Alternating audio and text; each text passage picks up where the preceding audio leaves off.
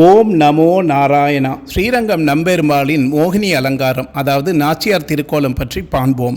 எம்பெருமான் உறங்கும் சமயம் முரண் எனும் அசுரன் அவரை அழிக்க வருகின்றான். அப்போது எம்பெருமானின் திருமேனியிலிருந்து ஒரு சக்தி வெளிப்பட்டு அவனை அழித்தது. அந்த சக்தி தான் மோகினி அவதாரம். தேவர்களை ரட்சிக்க அவர்களுக்கு அமுது கிடைக்க எடுத்த அவதாரமும் மோகினி அவதாரமே. ஆக தன்னை ரட்சித்துக் கொள்ளவும் தேவர்களை ரட்சிப்பதற்காகவும் எடுத்த வடிவம்தான் மோகினி அவதாரம். நம்மையெல்லாம் ரட்சித்து நமக்கும் வைகுண்ட பேறு உய்ய அரங்கன் மோகினி அவதாரத்தில் காட்சி தருகின்றார். அரங்கன் தாம் கண்ட திருக்கோலம் கண்டு மிக பூரிப்பு. பராசரப்பட்டர் வருகின்றார். தாயாரின் மூக்குத்தி, தாண்டா வைத்து பின்னிய கூந்தல் அலங்காரம், திருமார்பினில் பவழமாலை, இரட்டை முத்துச்சரம், திருமாங்கிலியம் எல்லாம் பொலிவுடன் மிளிர நாச்சியார் திருக்கோலத்தில் பரிமளிக்கின்றார். பட்டரே, எப்படி இருக்கின்றேன் என்று அரங்கன் வினவுகின்றார். தாயார் கோலத்தில் அரங்கனை கண்ட பட்டர் கண்குளிர நமஸ்கரிக்கின்றார். ஆனாலும் ஒரு சிறிய குறை என்கிறார். என்ன குறை கண்டாய் பட்டரே? எவ்வளவுதான் கனக்கச்சிதமாக இந்த திருக்கோலம் அமைந்தாலும் தாயாரின் திருக்கண்களில் காணப்படும் காருண்யம், வாத்சல்யம் இல்லையே பிரபு என்கிறார். அனுதினமும் தாயாரை போற்றி தம் சிந்தையில் ஏற்றி வழிபட்ட பட்டர் அபரிதமான வாத்சல்யத்தோடு தாயார் அடைக்கலம் புகுந்தோருக்கு அஞ்சேல் என்று அபயமளிக்கும் தஞ்சமளிக்கும் அரங்கன். அன்பு எனும் ஆறு பெருக்கெடுத்து ஓடும்போது தாய்மை எனும் பண்பு பூரணம் பெறுகின்றது. இந்த திருநாள் முழுவதுமே அரங்கன் ஆழ்வார்களின் அன்பு மற்றும் அனுபவ பெருக்காகிய தமிழ் பாசுரங்களை கேட்ட வண்ணம் இருப்பான்.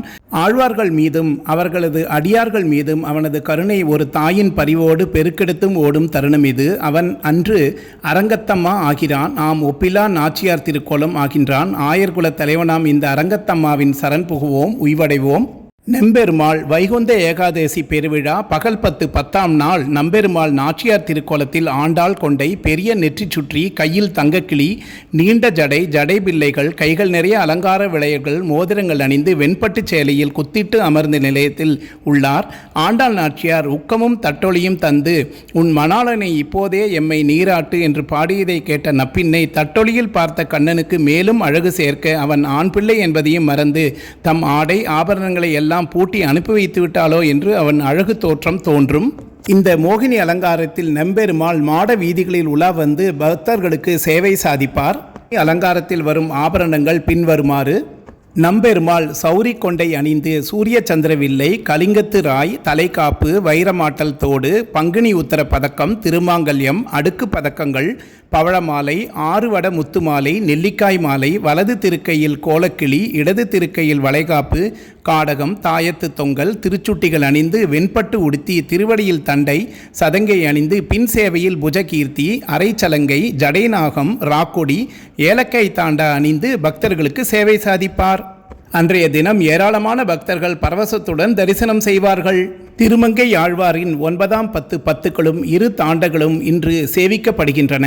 வைகுண்ட ஏகாதசி உற்சவம் தமிழ் மாதங்களில் கார்த்திகை மற்றும் மார்கழியில் 22 நாட்கள் கொண்டாடப்படும். ஸ்ரீ நம்பெருமாளின் விருப்பத்தாலும் 12 ஆழ்வார்களின் 4000 திவ்ய பிரபங்களை கேட்க வேண்டும் என்பதாலும் இந்த வைகுண்ட ஏகாதசி விழா கொண்டாடப்படுகிறது. ஸ்ரீரங்கம் வைகுண்ட ஏகாதசி விழா திருமங்கை ஆழ்வாரால் உருவாக்கப்பட்டது. பல ஆண்டுகளுக்கு பிறகு 4000 திவ்ய பிரபங்கள் நாதமுனிகளால் இசை மற்றும் தாளம் உருவாக்கப்பட்டு பல ஆண்டுகளுக்கு பிறகு ராமானுஜாச்சாரியார் இந்த வைகுண்ட ஏகாதசி திருவிழாவில் சில விஷயங்களை மாற்றியமைத்துள்ளார்.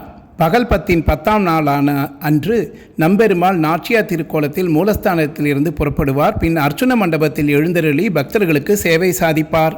மாயை எனும் மண், பெண், பொன் ஆசையை விட்டு நாளை நான் தரும் பரமபதம் அடைய என்னை சரணடைந்து மாயையிலிருந்து விடுபட்டு வைகுந்த பதம் அடைவீர் என்று இவ்வலங்காரம் உணர்த்துவதாக விளக்குகின்றனர்.